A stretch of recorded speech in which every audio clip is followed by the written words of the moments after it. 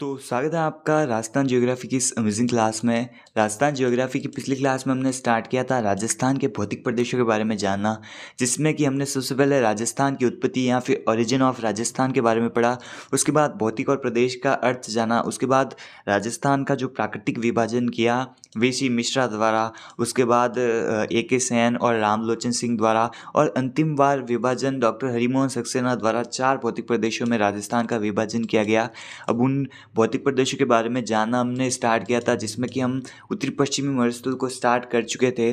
पर अब वापस आज की क्लास में हम इसका रिवीजन करेंगे और स्टार्ट करेंगे उत्तर पश्चिमी मरुस्थल प्रदेश। ये जो भौतिक प्रदेश है वो राजस्थान का सबसे बड़ा भौतिक प्रदेश है। तो ये 33 सागर का अवशेष है और प्लेस्टोशियन काल में ये बना था। और ये नवीनतम भौतिक प्रदेश भी है। ये अफ्रीका के जो ग्रेट पोलियो आर्कटिक मरुस्थल है उसके पूर्वी की तरफ फैला हुआ है। थार के मरुस्थल का 85% भाग भारत में है। और पाकिस्तान के पास थार के मरुस्थल का 15% भाग है, जिसको कि ये पाकिस्तान में चोलिस्तान कहा जाता है। भारत के 85% मतलब थार के मरुस्थल का 85% भाग भारत में फैला है, जो भारत के 4 राज्यों में फैला है। 4 राज्य कौन कौन से हैं? तो राजस्थान, पंजाब, हरियाणा और गुजरात। जिसमें कि राजस्थान में 58 मतलब थार के मरुस्थल का जो भारत में भाग है उसमें से 58% मतलब सर्वाधिक भाग राजस्थान में है। उसके बाद इसरो की नवीनतम रिपोर्ट 2007 के अनुसार मरुस्थल राजस्थान के 67.1% भाग पर फैला है। पर अगर हम पुराने डेटा देखें तो उसमें 61.11% लिखा गया है और इसरो की नवीनतम रिपोर्ट के अनुसार 67.1% है। उसके बाद हमने देखा था कि राजस्थान में मरुस्थल की कुल लंबाई 640 किलोमीटर है और चौड़ाई 300 से 350 किलोमीटर या फिर 360 किलोमीटर है। उसके बाद थार के मरुस्थल की औसत ऊंचाई 150 से 300 मीटर है। उसके बाद इसका ढाल उत्तर पूर्व से दक्षिण पश्चिम की ओर है। इसका कुल क्षेत्रफल 2,09,000 वर्ग किलोमीटर या फिर 2,09,142 वर्ग किलोमीटर है, अगर एग्जैक्ट पूछे तो। और इसमें से मुख्य रेतीला भाग जो पूरा मरुस्थलीय भाग है वो 1,75,000 वर्ग किलोमीटर है। यह डॉक्टर हरिमोहन सक्सेना द्वारा कहा गया। उसके बाद राजस्थान के कुल क्षेत्रफल का 61.11% भाग फैला है, जिस पर 40% जनसंख्या निवास करती हैं। उसके बाद इसमें 16 जिले आते हैं। 16 जिले कौन कौन से आते हैं? तो जैसलमेर, बीकानेर, जोधपुर, बाड़मेर, गंगानगर, हनुमानगढ़, फलोदी और बालोतरा, ये तो आते हैं पूर्ण मरुस्थलीय जिले।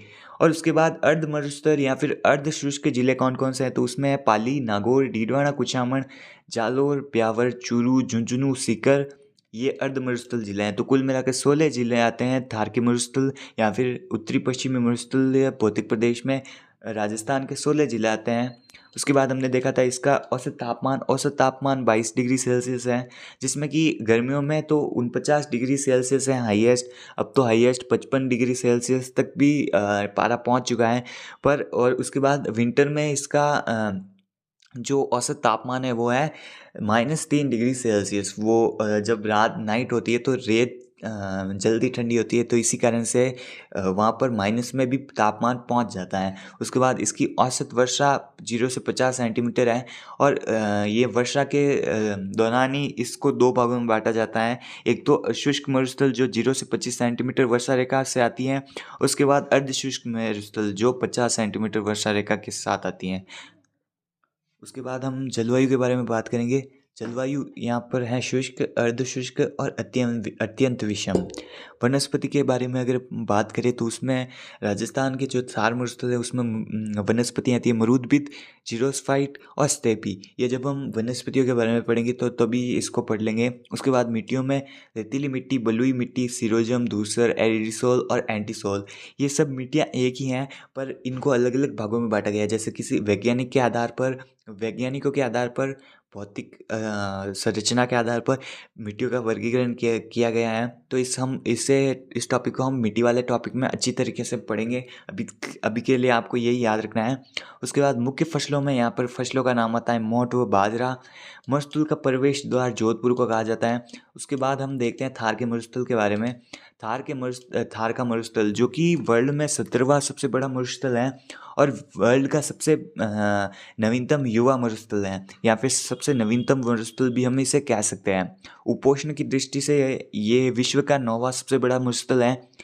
विश्व का सबसे धनी मरुस्थल भी हम थार के मरुस्थल को कहते हैं। विश्व का सबसे नवीनतम और सर्वाधिक जनघनत्व वाला मरुस्थल भी थार का मरुस्थल है, जिसमें कि 103 व्यक्ति प्रति वर्ग किलोमीटर में पाए जाते हैं। उसके बाद थार का मरुस्थल वर्ल्ड में सर्वाधिक जैव विविधता वाला मरुस्थल है। सबसे ज़्यादा बायोडाइवर्सिटी थार के मरुस्थल में पाई जाती है।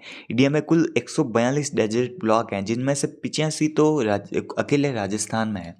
उसके बाद हम देखते हैं ये मरुस्थल भारत के मानसून को आकर्षित करता है, क्योंकि जब हम जलवायु के बारे में पढ़ेंगे तो एक कॉन्सेप्ट आएगा कि जब वायु गर्म होती है तो गर्म हवा हमेशा ऊपर की तरफ बढ़ती है। तो थार के मरुस्थल में तापमान अधिक होने पर जो वायुमंडल है वो मतलब वायुदाब कम हो जाता है। तो वायुदाब कम होने पर जो ठंडी हवाएं हैं वो उच्च वायुदाब से निम्न वायुदाब की तरफ चलती हैं।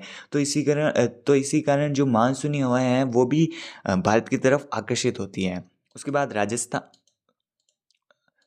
बाद राजस्थान में सर्वाधिक औषधि व अधात्विक खनिजों का भंडारण यहाँ पर पाए जाते हैं।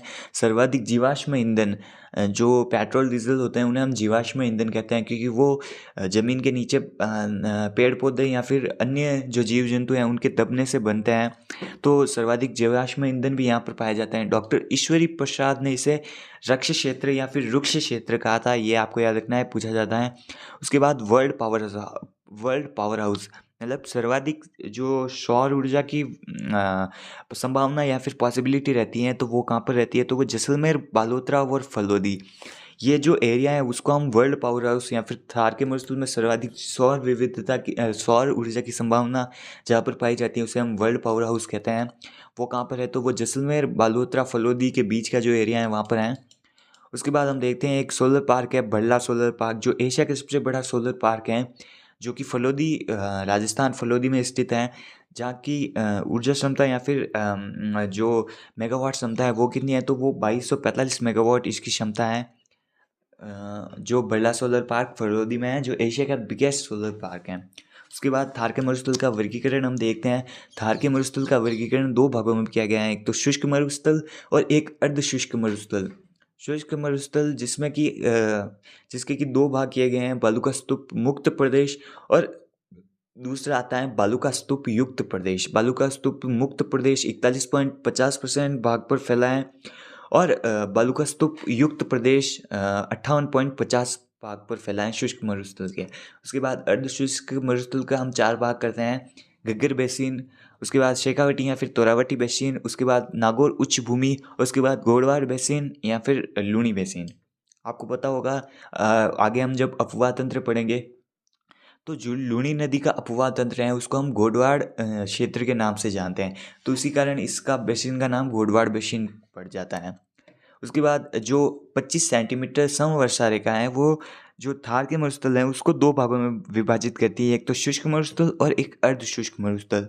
उसी प्रकार जो 50 सेंटीमीटर समवर्षा रेखा है जो अरावली के समानांतर चलती हैं वो राजस्थान को दो भागों में बांटती हैं। अब हम स्टार्ट करने वाले हैं हमारा सबसे पहला पार्ट। थार के मरुस्थल का दो पार्ट किया हमने जलवायु के आधार या फिर वर्षा के आधार पर। सबसे पहले अब हम पार्ट पढ़ने वाले हैं शुष्क मरुस्थल। ये कच्छ के रण गुजरात पाकिस्तान की सीमा के साथ दक्षिण पंजाब तक है। मतलब कच्छ के रण गुजरात से ऊपर जो दक्षिण पंजाब है वहाँ से इतना बड़ा है। इसमें 5 ज़िले आते हैं। सबसे पहले जैसलमेर, बीकानेर, बाड़मेर, फलौदी और बालोतरा, ये 5 ज़िले आते हैं। इसकी औसत वर्षा 0 से 25 सेंटीमीटर है। जलवायु यहाँ की शुष्क है। वनस्पति मृदुबिद है और सम गांव जो हैं वो वनस्पति रहित गांव है। इस गांव में कोई भी वनस्पति पाई नहीं जाती, तो इसलिए इस गांव को वनस्पति रहित गांव कहते हैं। शुष्क मरुस्थल की संरचना की दृष्टि से दो भागों में बांटा जाता है। एक तो सबसे पहले आता है बालू का स्तूप मुक्त प्रदेश, जहाँ पर रेत के टीले नहीं पाए जाते। बालू का स्तूप यहाँ पे सैंट्यून्स होते क्या हैं, तो ये रेत के टीले होते हैं। मतलब जब रेत एक जगह जमा हो जाती है और पहाड़ नुमा आकृति बना लेती हैं तो उसे हम रेत के टीले, धोरे, दरियन, बालू का स्तूप, सैंट्यून्स कहते हैं। तो ये जो बालू का स्तूप है मुक्त प्रदेश है वो शुष्क मरुस्थल के 41.50% भाग पर फैला है। और बालू का स्तूप युक्त प्रदेश कितने भागों पर फैला है, तो 58.50% भाग पर। यहाँ पर रेत के टीले नहीं पाए जाते, क्योंकि यहाँ पर पथरीले मरुस्थल पाए जाते हैं। इसका विस्तार पोखरण, फलोदी और बालोतरा में है। यहाँ पर क्या होते हैं, तो यहाँ पर चट्टानी मरुस्थल पाए जाते हैं जिसे स्थानीय भाषा में हमादा कहा जाता है और इस त्रिकोण को हमादा त्रिकोण कहा जाता है। यहाँ पर ट्रिस्टेशियन काल के या फिर प्लेस्टोशियन काल के अवसादी चट्टानें पाई जाती हैं। रेग क्या होता है, तो रेग शब्दावली है यहाँ पे, मतलब यहाँ के स्थानीय भाषा में रेग, रेग का अर्थ क्या होता है, तो पथरीला मरुस्थल को यहाँ पर रेग कहा जाता है। मगरा क्या होता है, तो पोखरण से बलूतरा के मध्य जो पाई जाने वाली अवशिष्ट पहाड़ियाँ, अवशिष्ट पहाड़ियाँ मतलब जिनका कि विखंडन हो चुका है, मतलब थोड़े थोड़े पहाड़े बचे हैं, तो उनको हम मगरा कहते हैं। उसके बाद नेक्स्ट आता है जैसलमेर की त्रिकुट पहाड़ी, जो अवसादी चट्टान का एक उदाहरण है। वहाँ पर सोनार किला बना है। लाटी सीरीज क्या है, तो बालूका स्तूप मुक्त प्रदेश में लाटी सीरीज क्या है, तो जब भूमिगत जल भूमि में जमा हो जाता है और वहाँ पर चूना और रॉक फॉस्फोर्ट की जो चट्टानों के बीच हुए जो भूमिगत जल हैं, उसको हम लाटी सीरीज कहते हैं। ये भूगर्भिक जल पट्टी है जो 60 से 80 किलोमीटर है मोहनगढ़ से पोखरण के बीच। और इसमें कौन कौन से खनिज लवण पाए जाते हैं, तो चूना, जिप्सम और रॉक फास्फेट यहाँ पर पाए जाते हैं। इसकी खोज 2007 में कादरी द्वारा करी गई। कादरी क्या है, तो केंद्रीय शुष्क अनुसंधान केंद्र है जो 1959 में स्थापित हुआ। यहाँ पर ही ये जो लाटी सीरीज है, यहाँ पर ही सेवन घास उगती हैं जिसे हम नकेलिस्तान कहते हैं, और यहाँ पर गोडावणों की शरण स्थली कहते हैं। और ये जो सेवन घास है इसे स्थानीय भाषा में लिलोण कहते हैं और इसका साइंटिफिक नेम लूसीयूरिस सिडिकुस है, सिडिकुम या फिर सिडिकुस है। यहाँ पर एक गार्डन है जिसे हम कैक्टस गार्डन कहते हैं, जो कहाँ पर स्थित है, तो ये कुलदरा गांव जैसलमेर में स्थापित है और यहाँ पर व्हेल मछली और डायनासोर के अवशेष मिले हैं। उसके बाद एक पार्क आता है अकलवुड फॉसिल पार्क, जो अकल गांव जैसलमेर में है। ये राष्ट्रीय मरु उद्यान में स्थित है और यहाँ पर क्या हुआ, तो यहाँ पर जुरासिक काल या फिर जुरासिक पीरियड के जो पेड़ पौधे हैं या फिर वनस्पति हैं, तो उसके अवशेष मिले। चांदन नलकूप क्या है, तो ये इसको थार का गढ़ा कहा जाता है जो जैसलमेर में स्थित है। ये लाटी सीरीज क्षेत्र में मीठा पानी का एक नलकूप है जिसे हम थार का गढ़ा कहते हैं। उसके बाद हम नेक्स्ट देखते हैं बालूका स्तूप युक्त प्रदेश, जो राजस्थान मतलब शुष्क प्रदेश के 58.50% भाग पर फैला है। ये संपूर्ण रेतीला मरुस्थल है जिसे ग्रेट इंडियन डेजर्ट कहते हैं या फिर इर्ग भी कहते हैं। वो तो रेक था जिसे हम पथरीला मरुस्थल कहते थे, ये इर्ग है जिसे हम संपूर्ण रेतीला मैदान या फिर बालूका स्तूप युक्त प्रदेश कहते हैं। इसे ग्रेट इंडियन डेजर्ट भी कहते हैं। बालूका स्तूप होते क्या है, तो ये रेत के टीले होते हैं। इसका उपनाम टीला, दोहरा और दरीन है। इसका विस्तार कच्छ के रण गुजरात से दक्षिणी पंजाब तक है। इसमें जिले आते हैं जो जैसलमेर, बालोतरा, बाड़मेर, जोधपुर, बीकानेर और श्रीगंगानगर क्षेत्र आते हैं। सर्वाधिक बालूका स्तूप जैसलमेर में पाए जाते हैं और ऑल टाइप के जो बालूका स्तूप हैं वो जोधपुर में पाए जाते हैं। एक सेकेंड।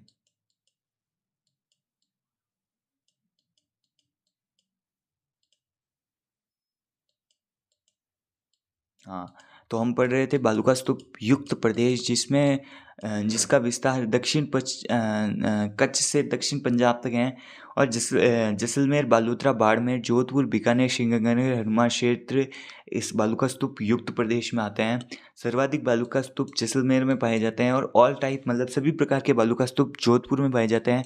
बालूका स्तूप का निर्माण मध्य मार्च से जून तक होता है और सर्वाधिक बालूका स्तूप आपको पता है जैसलमेर में पाए जाते हैं। बालूका स्तूप का निर्माण कैसे होता है, तो इसका निर्माण रेत की अधिकता, हवा की तीव्र गति और मार्ग में कोई अवरोध आ जाए तो इसका निर्माण होता है। अब हम पढ़ेंगे कि बालूका स्तूप का वर्गीकरण। तो सबसे पहले जो ये वैग्नोल्ड नामक वैज्ञानिक ने इसका सबसे पहले वर्गीकरण किया। कब किया, तो 1933 में किया और दो बालूका स्तूप बताए, एक तो बरखान और एक सीप। उसके बाद हैकी नामक वैज्ञानिक ने 1941 में 3 बालूका स्तूप बताए, अनुप्रस्थ, अनुदैर्ध्य और पैराबोलिक। उसके बाद मैकिक ने 8 टाइप्स के सेंट्यून्स बताए 1979 में। और अब हम देखेंगे कि बालूका स्तूप कितने प्रकार के होते हैं और कौन कौन से बालूका स्तूप होते हैं। सबसे पहले आता है अनुप्रस्थ बालूका स्तूप, जो हवा के लंबवत बनते हैं या फिर समकोण पर बनते हैं। ये कहाँ पर पाए जाते हैं, तो ये रावतसर, हनुमानगढ़ और सूरतगढ़ में फेमस हैं और इसका एग्जाम्पल बरखान है, जो कि किसी अवरोध से बनता है। मतलब अगर संपूर्ण या फिर हवा के लंबवत जो बालू का स्तूप बनते हैं उसे हम अनुप्रस्थ बालू का स्तूप कहते हैं। उसके बाद आता है बरखान छोड़ दे अनुदैर्ध्य बालू का स्तूप या फिर रेखीय बालू का स्तूप। ये क्या होते हैं, तो ये हवा के समानांतर बनते हैं। मतलब जिस दिशा में हवा चल रही है उसी दिशा में सैंट्यून्स बन रहे हैं, तो उसे हम अनुदैर्ध्य रेखीय या पवनानुवर्ती बालू का स्तूप कहते हैं, जो जैसलमेर रामगढ़ के फेमस हैं। और इसका एग्जाम्पल है सीप बालू का स्तूप। उसके बाद आते हैं हमारे बरखान, जो अर्धचंद्राकार गतिशील बालू का स्तूप है, जो सर्वाधिक हानिकारक होते हैं। यहाँ पर आपको यही याद रखना है कि सर्वाधिक हानिकारक बालू का स्तूप कौन से होते हैं, तो वो बरखान होते हैं। और ये मरुस्थलीकरण के लिए सर्वाधिक उत्तरदायी हैं। और बरखान कहाँ के फेमस है, तो बालेरी चूरू के फेमस हैं, देशनोक और ओसिया में पाए जाते हैं। उसके बाद नेक्स्ट है सीप, जो एक भुजा वाले बालू का स्तूप होते हैं, जो पवनों की दिशा के समानांतर चलते हैं। उसके बाद पैराबोलिक या फिर हेयरपिन के समान बालू का स्तूप, जो राज्य में सर्वाधिक बनते हैं और ये संपूर्ण मरुस्थल में पाए जाते हैं। उसके बाद तारा बालू का स्तूप, जो 3 से अधिक बालू का स्तूप या फिर जो बालू का स्तूप की 3 से अधिक भुजा हो जाती हैं, तो उसे हम तारा बालू का स्तूप कहते हैं। ये 3 से अधिक भुजा वाले बालू का स्तूप होते हैं, जो मोहनगढ़ से सूरतगढ़ में पाए जाते हैं। उसके बाद नेटवर्क बालू का स्तूप, जो लगातार जुड़े हुए बालू का स्तूप होते हैं या फिर सैंट्यून्स होते हैं, उन्हें हम नेटवर्क बालू का स्तूप कहते हैं, जो हिसार, भवानी और हरियाणा में पाए जाते हैं और हनुमानगढ़ और गंगानगर में पाए जाते हैं। उसके बाद अवरोधी बालू का स्तूप। अवरोधी बालू का स्तूप क्या होते हैं, तो किसी पेड़ या पहाड़ी के कारण जो अवरोध से बालू का स्तूप बनते हैं उसे हम अवरोधी बालू का स्तूप कहते हैं, जो बूढ़ा पुष्कर या फिर पुष्कर में पाए जाते हैं। नाग पहाड़ी, अजमेर या फिर कैथून पहाड़ में पाए जाते हैं। और जापाना, जयपुर और सीकर पहाड़ी भी ये अवरोधी बालू का स्तूप से ही बनी है। सब्र का फीस बालू का स्तूप, जिसे हम नेब खां या फिर लूनेट भी कहते हैं, ये क्या होते हैं, तो ये छोटी झाड़ी के ये जो छोटी झाड़ियाँ होती हैं, तो उनके सारे जो बालू का स्तूप बनते हैं उन्हें हम नेब खां या फिर सब्र का फीस कहते हैं। उसके बाद बालू का स्तूप मतलब ये जो बालू का स्तूप मुक्त युक्त प्रदेश है उसके जो शब्दावलियाँ हैं उसके बारे में हम पढ़ रहे हैं। यहाँ पर डोल क्या होता है, तो लंबाई में स्थित जो रेत के टीले होते हैं उन्हें हम डोल कहते हैं। उर्मिका क्या होती है, तो रेत की लहरदार परतों को हम उर्मिका कहते हैं। कारवा क्या होता है, तो रेत के टीलों के बीच जो रास्ता होते हैं उसे हम कारवा या घासी कहते हैं। उसके बाद खड़ीन क्या होती है, तो रेत के टीलों के बीच बारिश के पानी जमने से जो अस्थायी खारे पानी की या फिर मीठे पानी की झीलें बन जाती हैं, तो उसे हम खड़ीन या फिर प्लाया कहते हैं।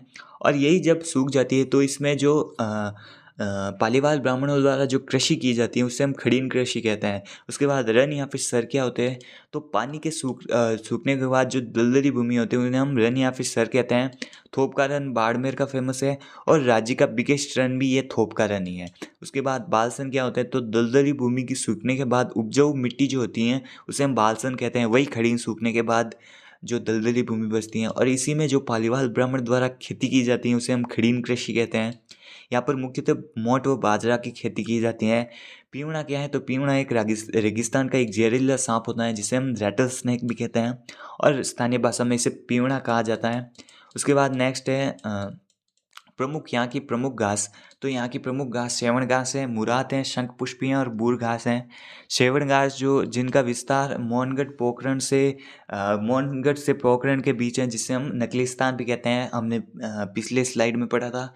उसके बाद ये जो सेवण है वो प्रोटीन युक्त घास रहती है, जो रेगिस्तान की सबसे लंबी घास है और यहाँ पर गोडावन की शरण स्थली भी स्थित है। इसे स्थानीय भाषा में लिलोण कहा जाता है और इसका साइंटिफिक नेम लूसियूरिस सिडिकुस है।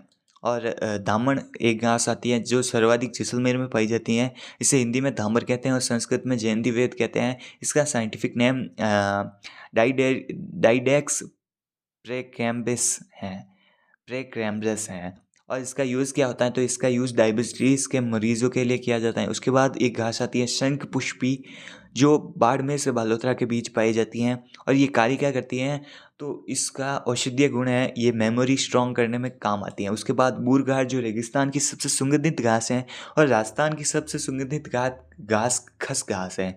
बूर घास जो बीकानेर में पाई जाती हैं, जो रेगिस्तान की सबसे सुगंधित घास हैं और राजस्थान की सबसे सुगंधित घास खस है।